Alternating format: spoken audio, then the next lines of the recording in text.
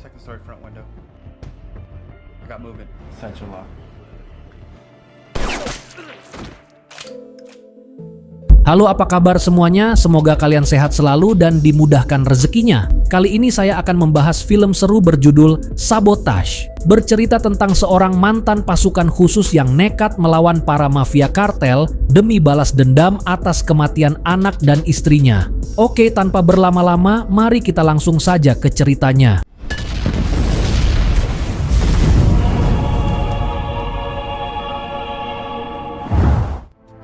Pria ini bernama John Wharton.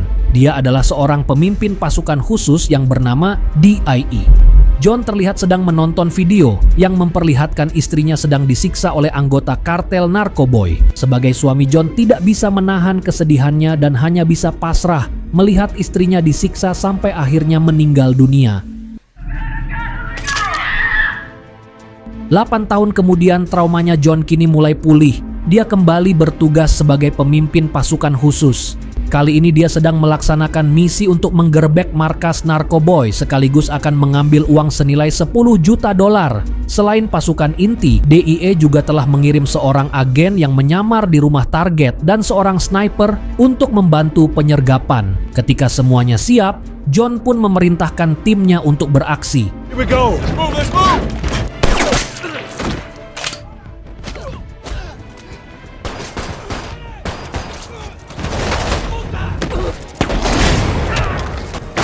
Get in there.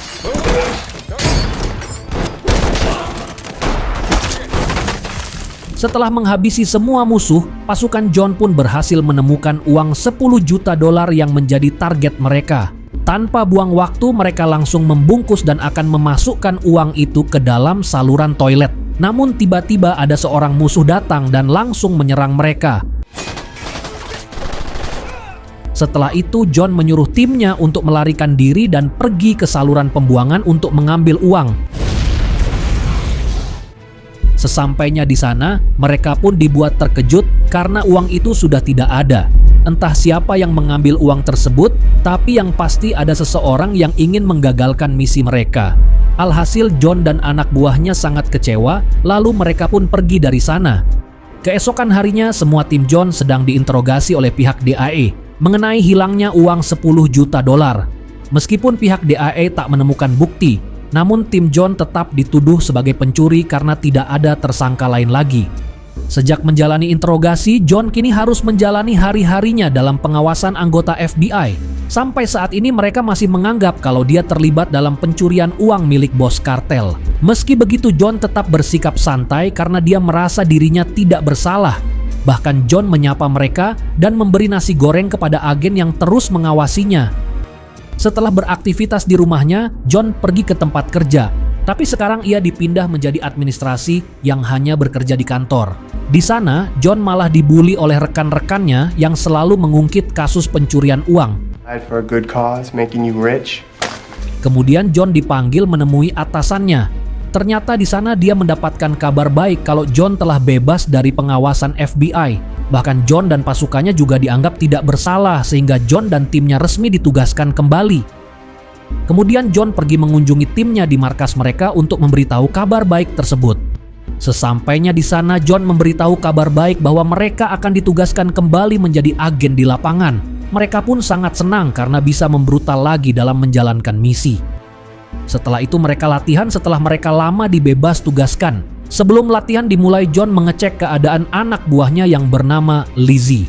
Dan ternyata wanita itu telah menjadi pecandu narkoboy dan juga berpacaran dengan sesama anggota yang bernama Daddy, enggak pakai korbuzer. Mengetahui hal itu, John pun melarangnya ikut latihan sebelum dia sembuh dari narkoboy. Namun Lizzie tetap ngotot ikut latihan karena dia sudah tidak sabar ingin membrutal lagi. Singkat cerita, latihan pun akhirnya dimulai. Di sini John memutuskan untuk menguji kekompakan tim sebelum mereka melakukan latihan fisik yang berat. Hi, we're home. Dad, you immediately turn and you go for it. What about him? Selesai latihan, John menasihati anggotanya karena kemampuan mereka sangat menurun drastis.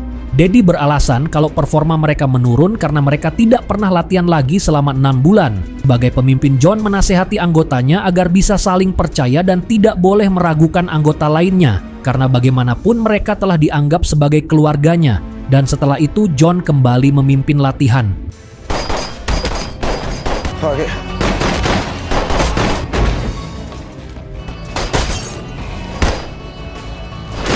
Good job.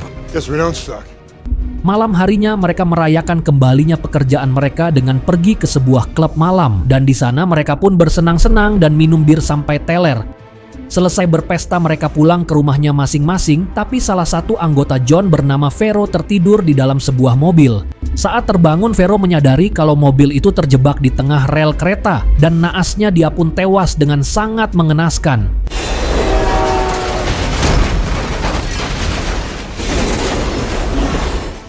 Tak lama kemudian, John mendapat kabar tentang kejadian tersebut, dan ia pun segera pergi menuju ke TKP. Terlihat John sangat terpukul melihat anggotanya tewas dengan sangat mengenaskan. Di sana dia bertemu dengan Caroline, yaitu seorang detektif yang bertugas untuk menyelidiki kecelakaan tersebut. John pun terheran kenapa ada detektif yang terlibat dalam kasus ini, padahal kematian Vero hanyalah kecelakaan. Caroline pun mengatakan jika kepolisian sedang menyelidiki kasus ini sebab kematian anak buah John sangat mencurigakan. Keesokan harinya, Caroline mendatangi rumah John untuk bisa dimintai keterangan. Tapi John dan anggotanya sedang mengadakan acara minum bersama untuk melepas kepergian teman yang telah meninggal. Dan akhirnya Caroline memutuskan untuk pergi dari sana dan akan menemui John setelah acara pemakaman selesai.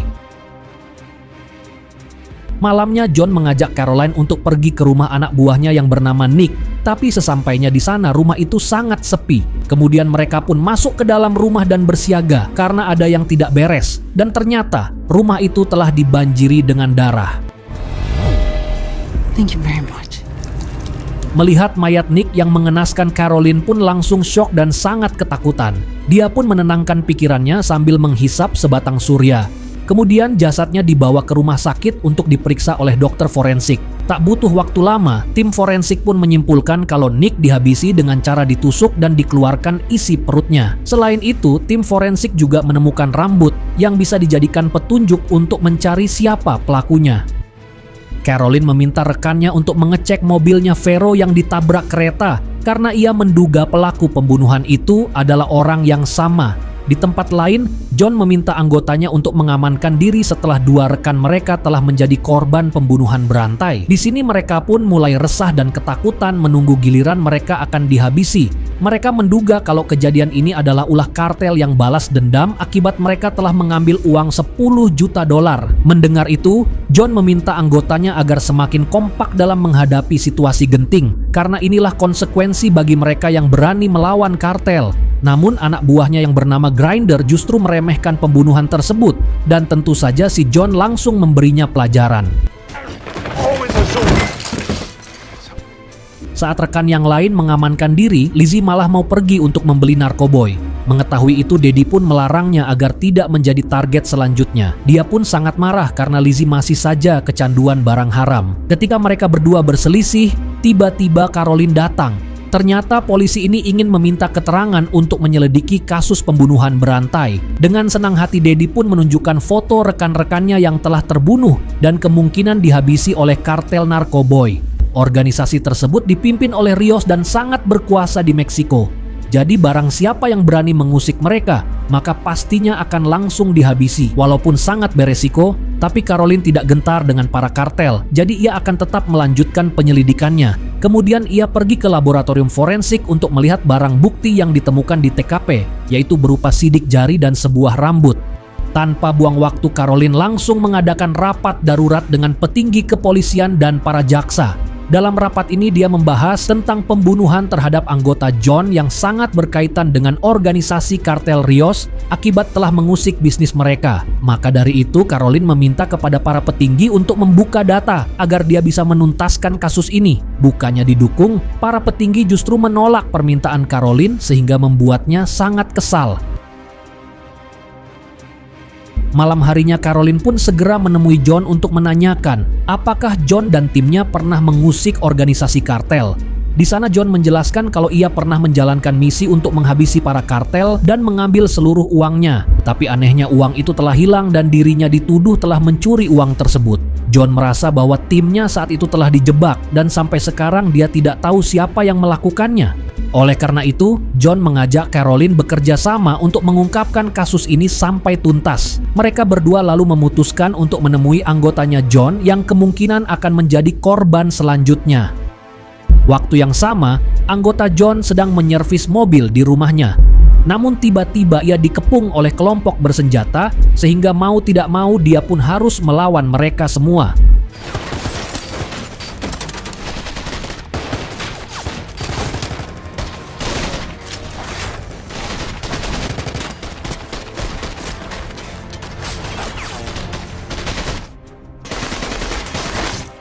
Setelah serangan itu, John dan Caroline baru sampai di sana. Dan seketika mereka berdua pun sangat terkejut melihat anggota John sudah tak bernyawa. Tak jauh dari sana, John juga menemukan salah satu pelaku yang mempunyai tato tengkorak. John yakin kalau penyerang itu adalah seorang sindikat kriminal sangat berbahaya. Tak lama kemudian, Daddy menemui Caroline untuk memberikan sebuah informasi tentang sindikat kriminal tersebut. Ternyata organisasi tersebut merupakan tentara bayaran asal Guatemala yang bernama Kaibil. Dan kartel Rios selalu menyewa mereka untuk menghabisi siapapun yang berani mengusik bisnis haram mereka. Caroline lalu bertanya tentang sosok John yang menurutnya sangat misterius. Di sini Daddy pun menceritakan masa lalu kelam yang pernah dialami John. 8 tahun yang lalu John dan timnya melaksanakan misi untuk mengantar mafia narkoboy dari kartel Rios ke pengadilan tinggi di Meksiko. Tapi sialnya ada seorang polisi yang menembak si mafia itu, sehingga John dan timnya dituduh oleh kartel sebagai dalang pembunuhan tersebut. Dan akhirnya kartel Rios menyewa pembunuh bayaran Kaibil untuk melakukan balas dendam. Mereka menculik anak dan istrinya John, lalu disiksa sampai meninggal. Sejak peristiwa tragis tersebut, John langsung menuntut balas dan membantai anggota kartel. Namun tiba-tiba John datang yang membuat Daddy sangat kaget karena John mendengar perbincangan mereka.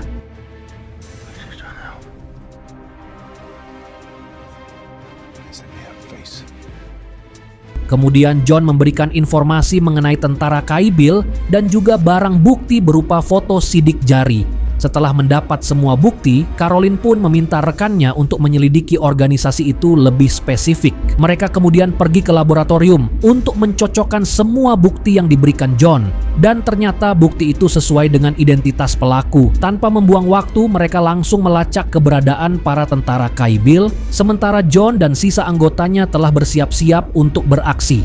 Dan ketika Caroline sudah mendapatkan lokasinya, John dan timnya pun mulai bergerak agar bisa membrutal sebelum polisi sampai di lokasi. Got your back. Let me see your hands.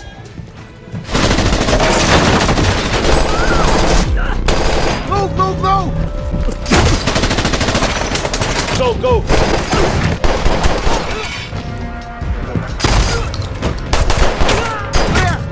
Dengan skill dan taktik perang yang mereka miliki, akhirnya tim John berhasil menghabisi para tentara bayaran tersebut. Kemudian Daddy memeriksa mayat mereka satu persatu. Dan ternyata orang yang mereka bunuh bukanlah tentara Kaibil, melainkan anggota narkoboy.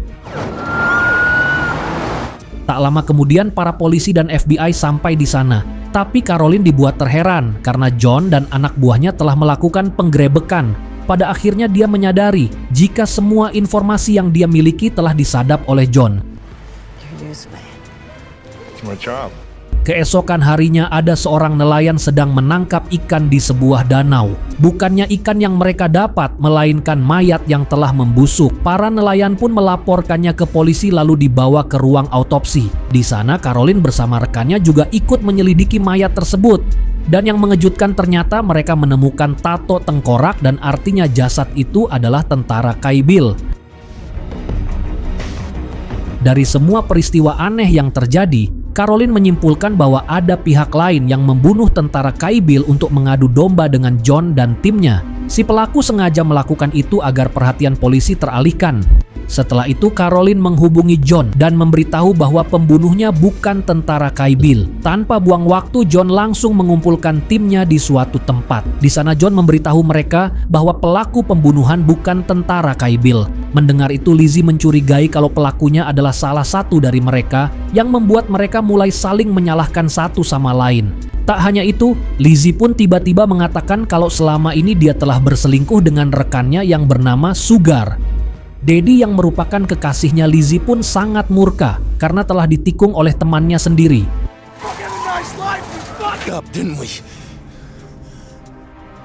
Setelah pertemuan itu, anggota John yaitu Grinder memberitahu Caroline bahwa tim John memang ingin mencuri uang milik kartel senilai 10 juta dolar.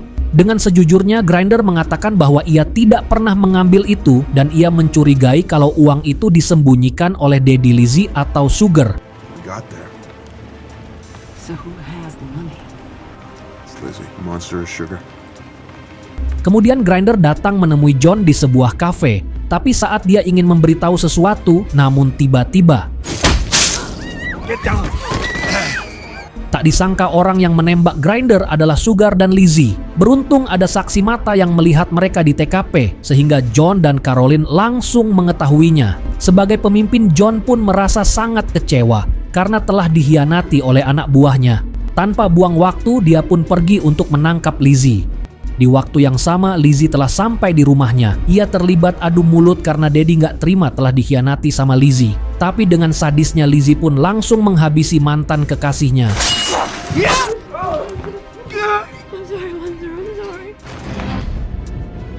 Sesampainya di sana, John dan Caroline dibuat kaget melihat mayat Daddy di dalam kulkas. Seketika John pun sangat marah dan ingin membalas semua perbuatan Lizzie. Namun tiba-tiba ia malah dihubungi Lizzie dan diajak bertemu di sebuah lokasi untuk membahas masalah ini secara baik-baik.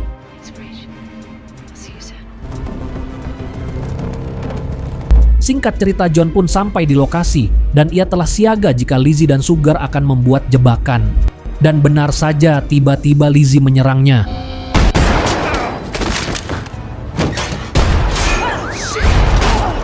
Dan beruntungnya John berhasil selamat. Dengan pengalamannya, John mampu membalikan keadaan, lalu dia mengejar kedua buronan tersebut.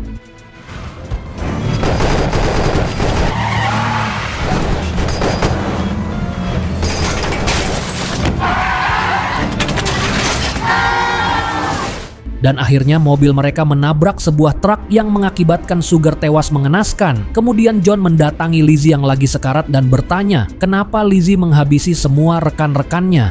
Lizzie pun menuduh kalau uang itu telah dicuri oleh rekan-rekannya sendiri yang membuat dirinya merasa kesal. Apalagi dia tidak mendapatkan uang sama sekali.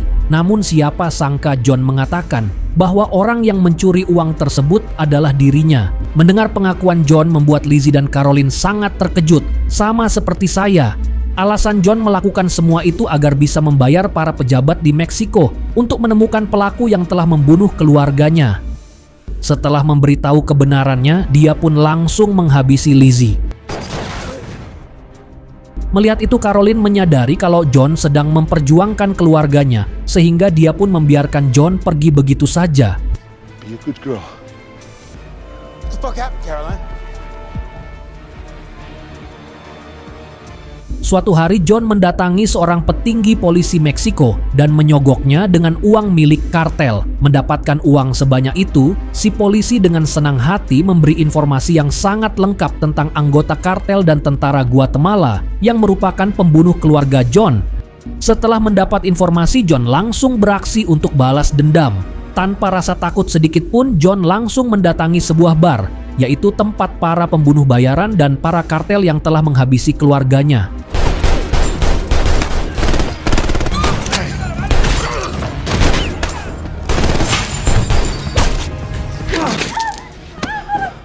I can take your family. Dengan brutalnya John membantai semua anggota kartel tanpa pandang bulu, dan akhirnya John mampu menuntaskan balas dendamnya. Kemudian ia duduk dengan santuy lalu menghisap cerutunya sembari menikmati soda gembira.